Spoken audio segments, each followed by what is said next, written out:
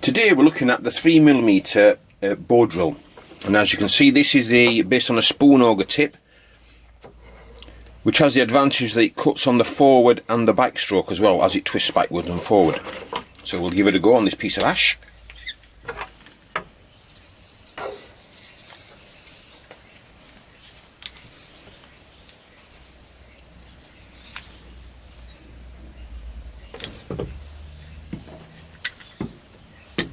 Oops, as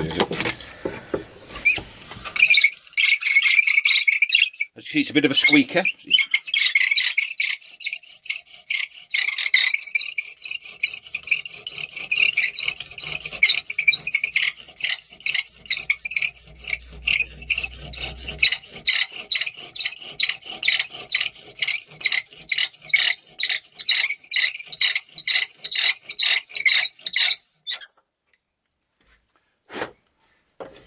And you can probably not be able to see that, but there's about a 3mm diameter hole, about 6 or 7mm deep.